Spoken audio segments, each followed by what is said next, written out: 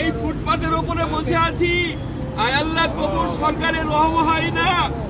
আর কি করলে সরকারের রহম হবে, দয়া হবে? আর কি করলে আমাদের জিও দিবে? আমরা কি করে আর বোঝাবো সরকারকে? আমরা কোন ভাষায় সরকারকে বলবো?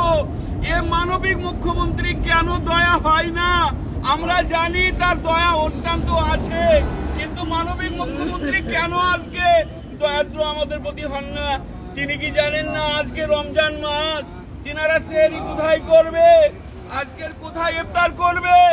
আর এতগুলো মানুষ কত বড় কষ্ট নিয়ে আছে। মশার কামড়ে সেহরির খাওয়ার অসুবিধা, ইফতারি করার অসুবিধা।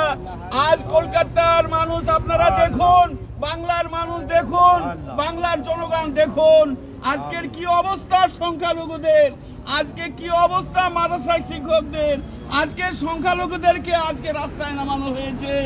আজকে এতদিন হয়ে গেল, প্রায় 65-67 দিন হতে চলেছে, কিন্তু এখনো পর্যন্ত সরকারের সদিচ্ছা হলো না।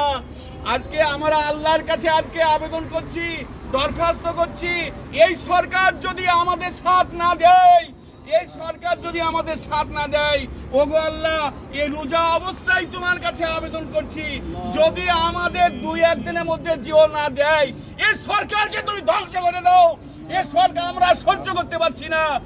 এই সরকারকে তুমি মসনাদ থেকে নামিয়ে দাও, আমরা সহ্য করতে পারছি না। যদি মাত্র 2 দিনের মধ্যে যদি জিও না দেয়, আর এইভাবে যদি রাস্তায় আমাদেরকে ইফতারি করতে হয়, এইভাবে কুকুর শিয়ালের সঙ্গে যদি আমাদেরকে বসে ইফতারি করতে হয়, ওগো আল্লাহ, তোমার কাছে রহমানুর রহিম, তুমি আমাদের সৃষ্টিকর্তা। আজ দুটো রমজান মাসে উপোস রেখে রমজান মাসে ইফতারি নিয়ে আমরা দুটো হাত পেতেছি। আয় আল্লাহ, এ সরকারকে মানবিক তৈরি করে দাও, সে যেন এখানে এসে বলে যায় আমি জিও প্রকাশ করে দিলাম, জিও প্রকাশ করে দিলাম। আমরা তার শুকরিয়া আদায় করব। আল্লাহ, তোমার শুকরিয়া আদায় করব।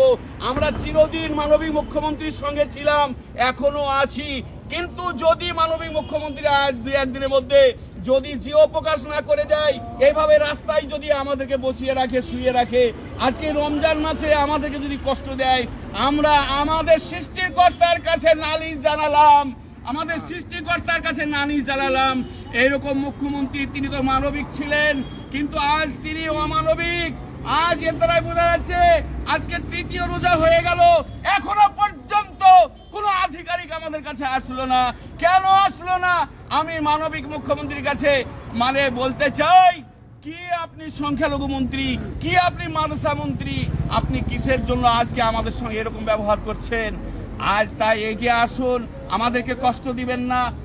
আমাদেরকে হাসি মুখে বাড়ি যেতে দিন, আমাদেরকে হাসি মুখে বাড়ি যেতে দিন, আমাদের জিওটা প্রকাশ করে দিন। আমরা রাস্তায় থাকতে চাই না, আমরা সুসম্মানের সহিত বাঁচতে চাই।